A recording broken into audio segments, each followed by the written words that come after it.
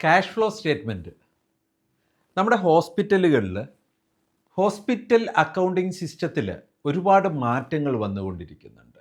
മുൻകാലങ്ങളിൽ നമ്മൾ cash flow accounting system ഉപയോഗിച്ചിരുന്നിടത്തുനിന്ന് അക്രൂവൽ അക്കൗണ്ടിങ് സിസ്റ്റത്തിലേക്ക് ഹോസ്പിറ്റലുകളെല്ലാം മാറിക്കഴിഞ്ഞിട്ടുണ്ട്. സോ എന്താണ് നമ്മുടെ ക്യാഷ് ഫ്ലോ സ്റ്റേറ്റ്മെൻറ്റിൻ്റെ ഇമ്പോർട്ടൻസ് എന്ന് നോക്കാം. ഗ്രേപ്സ് ഐഡിയമാരിലേക്ക് സ്വാഗതം.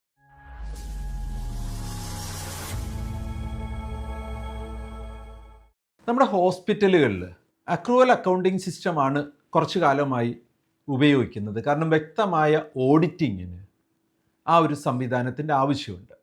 ആദ്യം ഈ ക്യാഷ് ഫ്ലോ സ്റ്റേറ്റ്മെൻറ്റ് എന്താണെന്ന് മനസ്സിലാക്കുന്നതിന് മുമ്പ് ക്യാഷ് ഫ്ലോ അക്കൗണ്ടിങ്ങും അക്രൂവൽ അക്കൗണ്ടിങ് സിസ്റ്റവും തമ്മിൽ എന്താണ് ഡിഫറൻസ് എന്ന് നോക്കാം. ക്യാഷ് ഫ്ലോ അക്കൗണ്ടിങ് എന്ന് പറഞ്ഞത് ഏതെങ്കിലും ഒരു ട്രാൻസാക്ഷൻ നടന്ന അതിലൊരു ക്യാഷിൻ്റെ involvement, cash or equivalent involvement ഉണ്ടാകുമ്പോൾ മാത്രം അത് അക്കൗണ്ട് ചെയ്യപ്പെടുന്ന സംവിധാനമാണ്. പണ്ട് അതായിരുന്നു മെയിനായിട്ട് ഉപയോഗിച്ചിരുന്നത്.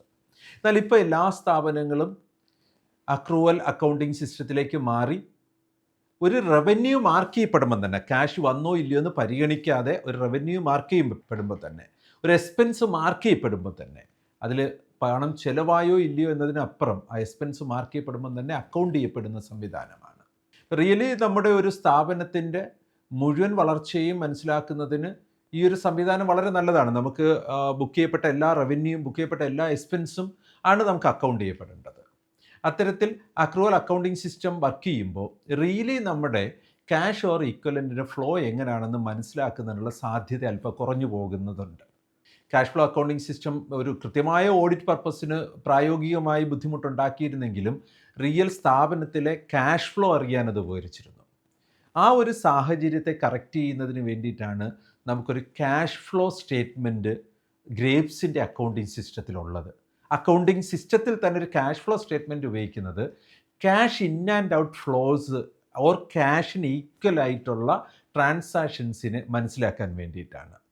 അത് നമുക്ക് തരുന്ന ഒരു വ്യക്തതയുണ്ട്. കാരണം പലപ്പോഴും ഒരു സ്ഥാപനത്തിൻ്റെ റവന്യൂ മുഴുവനും എടുത്ത് കാണുമ്പോൾ അക്കൗണ്ടിങ് പോയിന്റ് ഓഫ് വ്യൂ അത് ശരിയാണെങ്കിലും നമ്മുടെ സ്ഥാപനത്തിൻ്റെ നിലനിൽപ്പിനെ അത് എങ്ങനെ സഹായിക്കുന്നു എന്നറിയാൻ പ്രയാസം വന്നേക്കാം. കാരണം വലിയ റവന്യൂ മാർക്ക് ചെയ്യപ്പെട്ടിട്ട് ക്യാഷ് ഫ്ലോ അതനുസരിച്ചില്ല എങ്കിൽ ബിസിനസ് തകരാറിലാവും.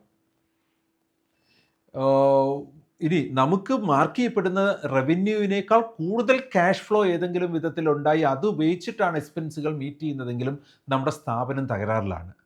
സോ അതുകൊണ്ട് തന്നെ ആ ഒരു ക്യാഷ് ഫ്ലോ നമ്മുടെ ഒരു ഇൻ്റർമീഡിയറ്റ് ഒരു പർട്ടിക്കുലർ ടൈം ഫ്രെയിമിൽ, ഒരു മാസത്തിൻ്റെയോ 3 മാസത്തിൻ്റെയോ ഇടയിൽ, അല്ലെങ്കിൽ ഒരു ഫിനാൻഷ്യൽ ഇയർ ഇടയിലുള്ള ഒരു പർട്ടിക്കുലർ ടൈം പീരീഡിൽ നടക്കുന്ന cash transactions or equivalent to cash ട്രാൻസാക്ഷൻസിന് മനസ്സിലാക്കുന്നതിന് വേണ്ടി എടുക്കുന്ന റിപ്പോർട്ടാണ് ക്യാഷ് ഫ്ലോ സ്റ്റേറ്റ്മെൻറ്റ്. ഗ്രേപ്സിലെ റിപ്പോർട്ട്സിൽ ബാലൻസ് ഷീറ്റ് കഴിഞ്ഞുള്ള മെനു ആയിട്ട് നമുക്ക് കാണാൻ പറ്റും. എന്നാൽ ഫണ്ട് ഫ്ലോ സ്റ്റേറ്റ്മെൻറ്റ് എന്ന് പറഞ്ഞത് ടോട്ടലി ഡിഫറെൻ്റ് ആണ്. പലരും ഇത് തങ്ങളിൽ മിക്സ് ചെയ്തൊക്കെ ചിന്തിക്കാറുണ്ട്. ക്യാഷ് ആൻഡ് ഇക്വലൻസ് വരുന്നത്, ബാങ്കിൽ വന്ന പൈസ എല്ലാം തന്നെ വരുന്നത് ക്യാഷ് ഫ്ലോ സ്റ്റേറ്റ്മെൻറ്റിലാണ്. ഫണ്ട് ഫ്ലോ സ്റ്റേറ്റ്മെൻറ്റ് എന്ന് പറഞ്ഞത് നമ്മുടെ current asset minus current liability എന്ന് പറഞ്ഞാൽ നമ്മുടെ ആ ഒരു കംപ്ലീറ്റ് സ്ഥാപനത്തിൻ്റെ അസറ്റിൻ്റെ മൂവ്മെൻ്റാണ്.